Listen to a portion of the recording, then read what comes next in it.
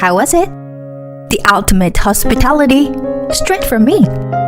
With a contoured face, I looked down on my husband and his affair partner, seizing the perfect moment to deliver my well-rehearsed line.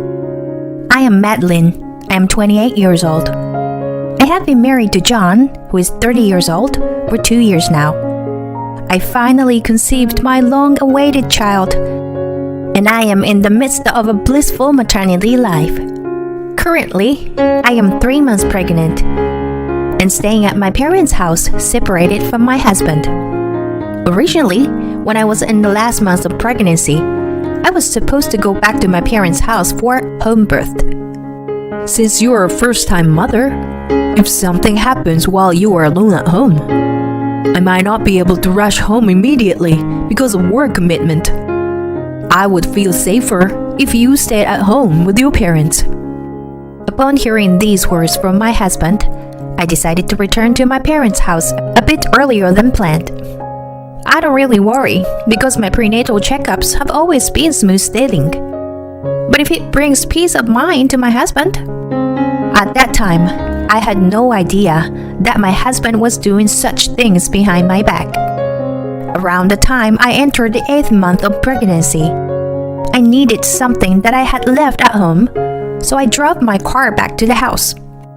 It happened to be a Saturday, and my husband was supposed to be home on his day off. Wanted to surprise him? I intentionally didn't inform him in advance. I arrived at the house and quietly opened the door. "Welcome home. How was your day at work?" I energetically entered the living room, saying my usual greeting, but there was no one there. It was already past 12 o'clock, so normally he would be awake. And the curtains were also open. It didn't seem like he had stayed out overnight. I wondered if he had gone back to sleep for a bit. I peeked into the bedroom, but sure enough, my husband was nowhere to be found. It seemed like he had gone out. Well, it's a day off, so these things happen, right? Feeling a bit disappointed that my surprise failed, I shrugged it off and only took what I needed before leaving the house. That night, when I called my husband, in between updates and chit-chat, "By the way, were you somewhere today?" I casually asked, not thinking much of it. "What are you talking about? I didn't go anywhere. Yesterday, I had to work late due to overtime, so I just slept at home." That was my husband's reply. "Oh, I see. You had a tough day. Good job." Although he played dumb, I could sense that something wasn't right deep inside. My husband was lying. But why? Why would he need to hide the fact that he went out on a day off? That small suspicion at that time remained like a thorn in me. The following week, I headed home once again. I planned it for the weekday daytime when my husband was not around.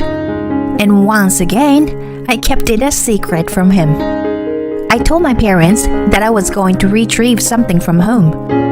But the true purpose was to uncover the truth behind my suspicions about my husband. I quietly opened the door and entered the room. But my husband wasn't there. I could freely search the entire house without any hesitation. To cut the chase, there was a harvest. A tremendous harvest, indeed. Evidence of the affair came pouring out in abundance. Among them, the most significant evidence was found on the computer. Perhaps due to the carelessness of assuming I, his wife, wouldn't be present, he hadn't set the password for the computer. I immediately looked at the data, and there was a folder named 3. It looked suspicious at first glance. When I opened it, it was filled with images of a young woman and my husband smiling together joyously. They had been going out to various places, from trendy cafes to restaurants with breathtaking night views, even Disneyland. And shockingly, there were pictures of them on a hotel bed. Checking the data on the photos, I discovered that their dates had started approximately a month before I had planned to return to my parents' house. I proceeded to copy all the images onto an external memory and safely stored it in my bag. I couldn't recognize the face of the woman involved in the affair. First and foremost, I wanted to know who this woman was and where she came from, so I devised a plan. I went to a nearby shopping mall to buy ingredients of dinner and returned home, waiting for my husband. Whoa! Huh? When my husband came home, he seemed surprised to find me there. I came here as a surprise to make dinner. I'll take care of everything. So why don't you go take a bath? With that, I swiftly ushered my husband into the bathroom. After confirming the sound of water from the shower, I took out my husband's smartphone from his bag. The lock number hadn't been changed since I accidentally saw it before, so I easily logged in. And there, I discovered emails exchanged frequently between my husband and his affair partner. In those mails, the partner's name was also written as 3. Curious, I checked the contents and found a name that seemed to belong to a woman named Tria. Latin for 3 is Tria, so it must be related. I took photos of the affair partner's full name, contact information, and any other details I could find on my own phone, but I ran out of time. My husband seemed to have finished his shower and came out. I returned his phone to his bag, as if nothing had happened.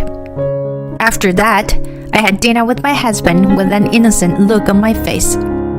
Since it's gotten late, maybe I should stay overnight. Suddenly, I decided to spend the night. We engaged in casual conversation before going to bed. In the middle of the night, I quietly got up and set up email forwarding on my husband's phone. Now, I would have access to all the exchanges between my husband and his affair partner. Looking down at my peacefully sleeping husband, a triumphant smile crept across my face. The next day, my husband went to work, and I returned to my parents' house. Within that day, I bought a personal laptop for myself. I had a computer at home that my parents were using, but I didn't feel comfortable opening images of my husband's affair or backing up evidence of the affair. Using the computer I purchased, I researched on the internet and found that I could divorce my husband based on the evidence of the affair I had on hand. Turns out, I can get alimony too. However, I wasn't just thinking about myself anymore. While gathering evidence for a critical moment, I decided to prioritize the birth of my child first. 2 months later, I safely gave birth to a baby girl. Although my husband wasn't present at the delivery, he came to visit me and offered kind words. But I knew that on the night he returned from the hospital visit, he had met with his affair partner, Tria. To avoid stress on my body, I tried my best not to think about my husband until the birth was over. After giving birth and gazing at my daughter's sleeping face, I deeply thought to myself, it's just not possible. I should get a divorce from my husband. It's absolutely unforgivable that someone could have such a precious and adorable child and still have no intention of stopping their infidelity. However, just separating from my husband wouldn't satisfy me. I want to make him feel the consequences of his actions. While contemplating such thoughts and continuing to read the emails forwarded to me daily from my husband, I came up with an idea. I explained the situation to my sister, who lived with our parents, and asked for her cooperation. We waited for that day. It was Friday, 1 p.m. My sister and I were in a parked car near the house, filming a video. She was in charge of the camera, and I play the roles of producer and host. Finally, it's time to execute the plan. Let's go to John's place. I hope he'll be happy. Facing my sister's camera, I spoke cheerfully. We paused the filming and moved to the front of the house. Carefully, we quietly unlocked the door to avoid making any noise. We resumed recording the video and silently tiptoed through the hallway until we reached the bedroom. As I listened attentively, I could hear the voices of my husband and his affair partner talking. When I saw my wife the other day, she had gained weight and completely turned into an old lady. I don't need an aging wife. You're right. She's finished as a woman. Hey, when will you leave her? I want to be with you as soon as possible. In the next moment, I burst through the bedroom door with a wide smile on my face. Hey, John! And you, right next to him. Welcome to the surprise party. Wait, Madeline? Yes, I'm Madeline. And the aging wife. Today, we've come to celebrate your birthday, John. I cheerfully made the declaration and looked towards the bed, but I was taken aback. My husband was lying on his back, completely naked, with handcuffs on both wrists. Unfortunately, I recognized these items. When I searched the house in my husband's absence, I had found them hidden in the back of the closet and took photos of evidence. I never expected to encounter them again in this manner. For some reason, the strange situation had me all worked up. Oh, it seems the costume party is already in full swing. I feel underdressed. I didn't bring enough enthusiasm. I playfully joked and made noise with the party cracker in my hand, facing my sister's camera. Happy birthday! My husband, taken aback, muttered quietly. My birthday is next month, though. Oh, right. I got so caught up in planning the surprise celebration that I completely forgot. Seeing me in a super high-spirited state, my husband was at a loss for words. I couldn't let him think that this was the end of it. With my next move in mind, I took out a container from the cooler bag. I've also prepared a celebratory dish for you. It's something a little out of the ordinary. A luxurious delicacy. Give it a try. I opened the lid of the container and showed it to my husband. What is this? My husband screamed and stumbled back, hitting his head against the wall. What is it? It's pizza. Pizza? Where? I mean, it's insect pizza.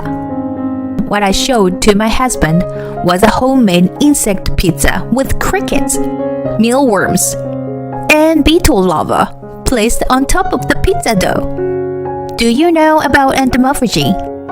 The consumption of insects as food.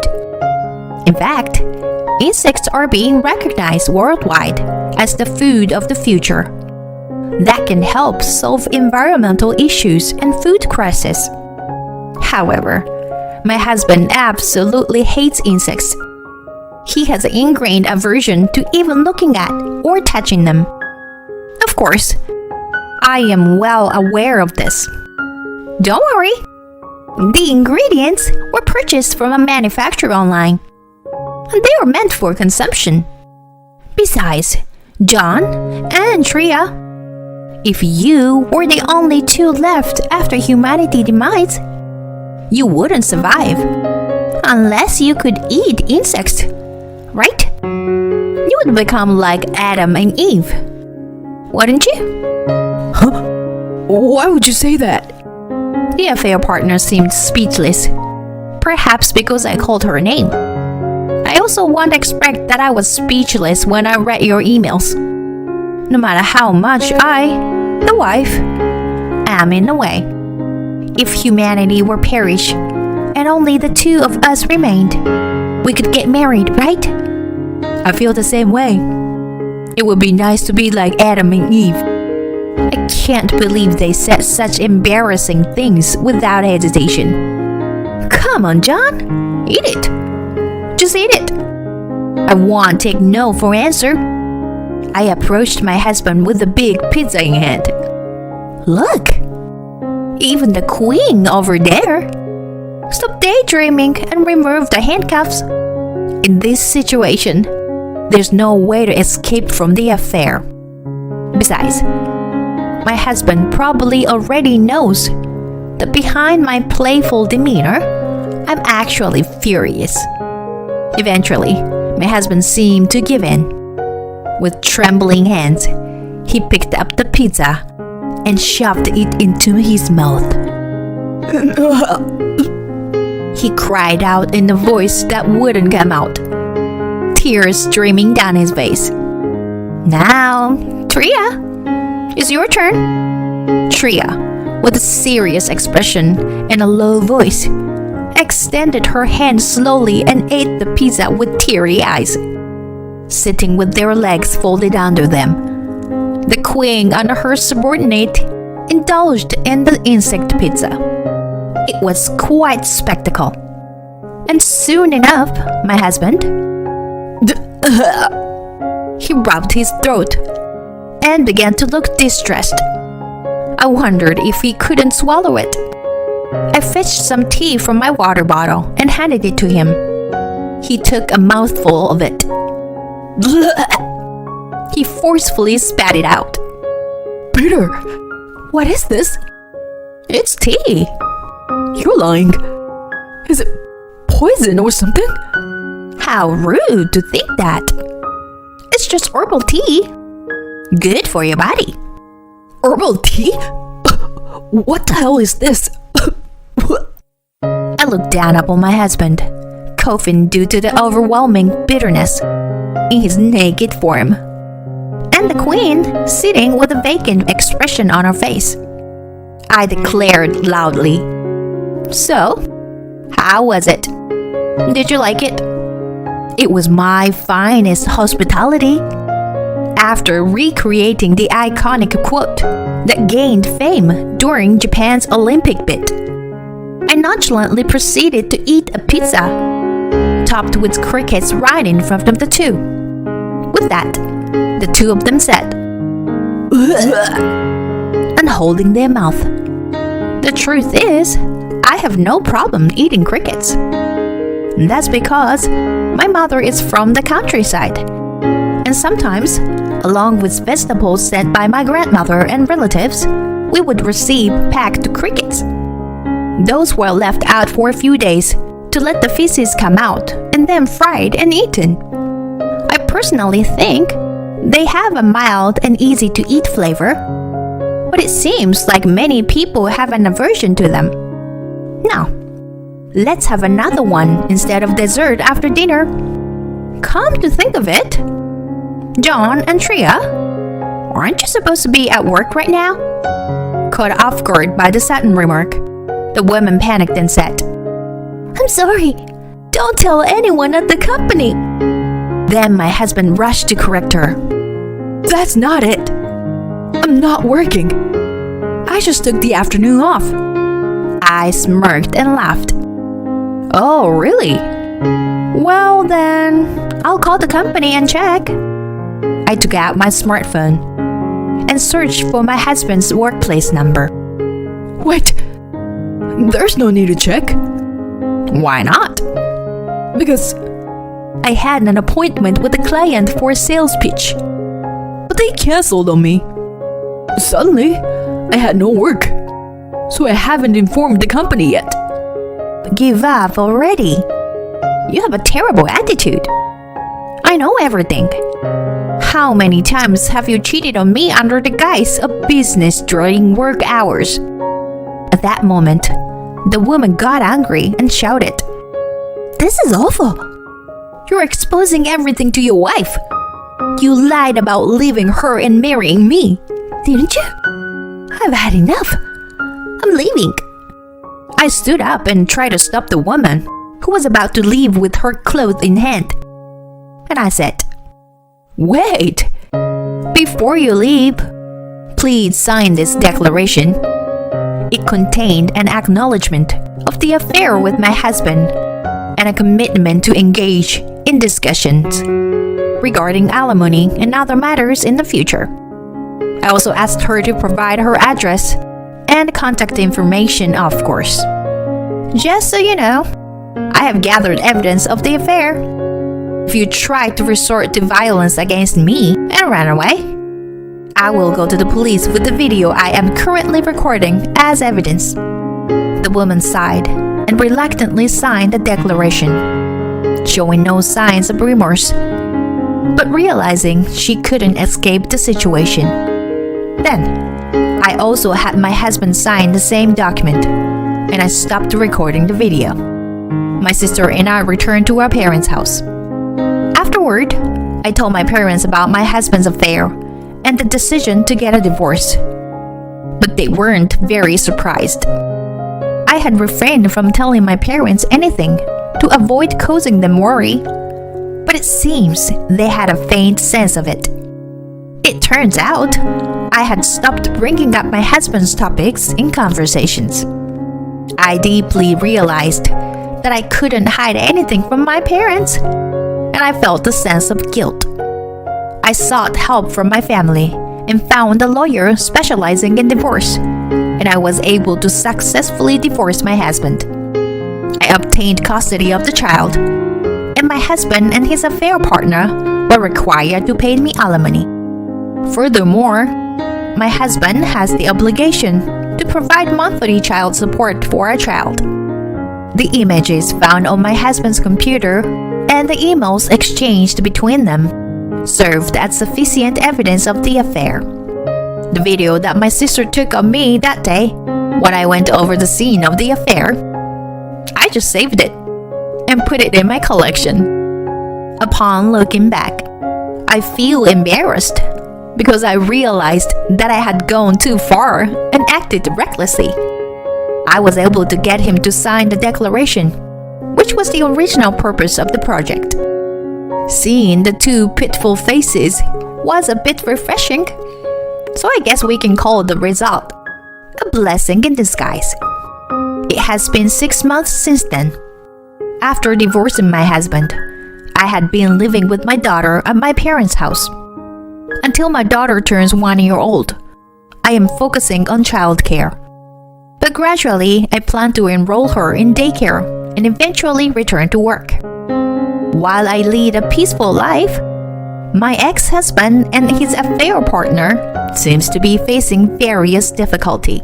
My husband and I got married while working at the same company, as there is still a colleague of mine at my husband's work who has returned to work after maternity leave. I was informed by the colleague that my ex-husband, instead of going to a client's place as he claimed, was actually going on a date with his affair partner. The affair was discovered by the company, and he received a salary reduction as a disciplinary action. Word got out that the reason for the divorce was my ex-husband's infidelity, and that the other woman was Tria, a junior colleague at work. Tria lost her standing at work and decided to resign from the company. As for my ex-husband, Now that we're finally divorced, let's be together. it seems that John proposed to Tria, but she firmly rejected him. When Tria saw John acting flustered in front of me, she apparently lost interest in him instantly. I thought bullying you, John, was my privilege alone. I heard that he was rejected for reasons I couldn't understand. My ex-husband, left all alone, turns to his parents for help. But even they practically disowned him upon learning about his actions. I've heard that they have no intention of providing any assistance. With child support payments to make and unable to quit his job, he can't rely on financial support from his parents either.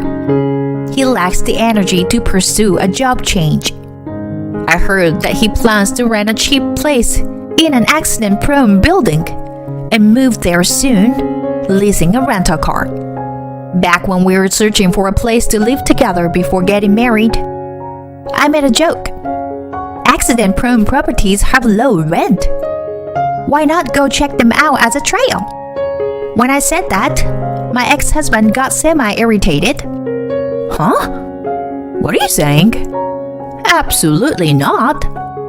He used to say that, but he has changed quite a bit. Or rather, it's more like choosing the lesser of two evils, isn't it? As for myself, the only things that have changed since then are that I have come to dislike the number 3. Amidst the busy life of single-handedly raising a child, I managed to regain my pre-pregnancy figure. Although my ex-husband called me an old lady, I strive to become a beautiful middle-aged woman. At the very least, I focus on skincare, maintaining my style, and primarily devote myself to childcare. Being a first-time parent comes with many uncertainties, and there are days when things don't go well and I feel down. However, my daughter's growth is an irreplaceable reward and a source of motivation. Lately, she has become more expressive, and watching her crawl and try to stand, it is as if she is a wind-up doll, moving around with such cuteness that I can't resist. Now, I have plans to meet up with a local friend today. Although she doesn't have children of her own, she suspects her husband of infidelity and wants someone to talk to. If my experiences can be of any help, I'm willing to share and offer assistance. All those cheaters out there in the world, they should suffer the consequences and learn their lesson.